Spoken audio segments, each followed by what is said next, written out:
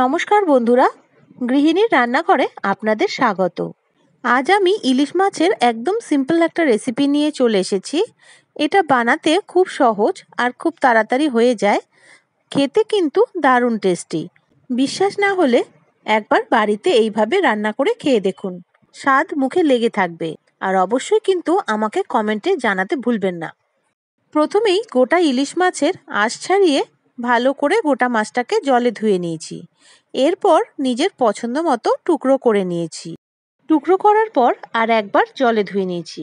আর কানসার পিসটা মানে যেটা মাথার পরের যে টুকরোটা, সেই টুকরোটাকে খুব ভালো করে একটু ধুয়ে নিয়েছি, কারণ ওর মধ্যে একটুখানি বালি বা কিছু থাকতে পারে, সেজন্য ওটাকে ভালো করে ধুয়ে নিয়েছি। মাছে নুন আর হলুদ মাখিয়ে নিয়েছি। গ্যাসে কড়াই বসিয়ে দিয়ে দেবো পরিমাণ মতো সর্ষের তেল। তেল গরম হয়ে এলে এর মধ্যে কালো জিরে আর কাঁচা লঙ্কা ভেঙে দিয়ে দেবো। কালো জিরে আর কাঁচা লঙ্কা একটু ভাজা হয়ে এলে এর মধ্যে দিয়ে দেবো ডুমো ডুমো করে কাটা ঝিঙে। এই রান্নায় খুব বেশি তেলের প্রয়োজন পড়ে না, তাও যদি আপনাদের ইচ্ছে হয় একটু বেশি তেল দিতেই পারেন। এখন এতে দিয়ে দেবো হলুদ আর পরিমাণ মতো নুন। ঝিঙেটাকে কড়াইয়ে একটু নাড়াচাড়া করে নিতে হবে। এবার এর মধ্যে দিয়ে দেবো 1.5 চা চামচ জিরে গুঁড়ো, 1 চা চামচ ধনে গুঁড়ো আর সামান্য হলুদ।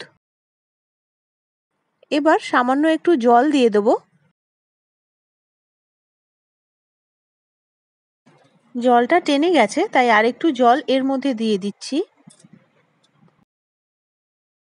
অন্যান্য মাছের ঝোলের মতন এটাতে এত বেশি মশলা কষানোর দরকার নেই।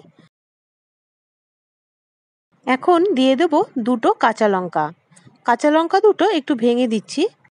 আমি গোটা কাঁচা লঙ্কা দিয়ে করছি। চাইলে আপনারা এই সময় গোটা কাঁচা লঙ্কার পরিবর্তে কাঁচা লঙ্কা বাটাও ব্যবহার করতে পারেন, তবে গোটা কাঁচা লঙ্কার গন্ধটা কিন্তু খুবই সুন্দর হয়। কাঁচা লঙ্কা বাটা দিলেও সাথে গোটা কাঁচা লঙ্কা কিন্তু অবশ্যই দেবেন। ভালো করে একটু নাড়াচাড়া করে নিয়ে এর উপরে মাছগুলোকে সাজিয়ে দেবো।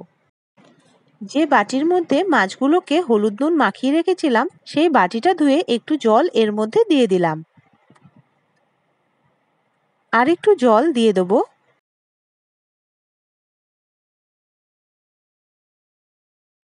এখন ঢেকে কিছুক্ষণ ফুটিয়ে নেব। আঁচ কমিয়ে দেব, কম আঁচে ফুটিয়ে নিতে হবে। কাঁচা ইলিশ মাছ দিয়েছি, তাই কিছুক্ষণ ধরে মাছগুলোকে কম আঁচে ফুটিয়ে নিতে হবে। 7 মিনিটের মতো ফুটিয়ে নেওয়ার পর ঢাকনা নামিয়ে মাছগুলোকে উল্টে দেব। একটু হালকা হাতে করতে হবে, নয়তো মাছ ভেঙে যাবে।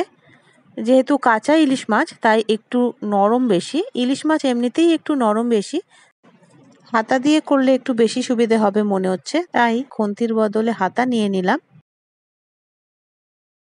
মাছগুলোকে উল্টে দেওয়া হয়ে গেলে ঢেকে আরো 5 মিনিটের মতো ফুটিয়ে নিতে হবে। এই সময় আঁচটা মাঝারি করে দেবো। আশা করছি রেসিপিটি আপনাদের ভালো লাগবে। রেসিপিটি ভালো লাগলে ভিডিওটিতে একটা লাইক দেওয়ার আর চ্যানেলটি সাবস্ক্রাইব করার অনুরোধ রইল। এখন ঢাকনা নামিয়ে আঁচ একদম বাড়িয়ে দেব, আর মিনিট 3 এই আঁচেই মাছগুলোকে আরেকটু ফুটিয়ে নেব। চাইলে আরেকবার মাছগুলোকে উল্টে দিতে পারেন। ব্যাস, এবার নামিয়ে নিলেই রেডি ঝিঙে দিয়ে ইলিশ মাছের ঝোল। সবাই ভালো থাকবেন, ধন্যবাদ।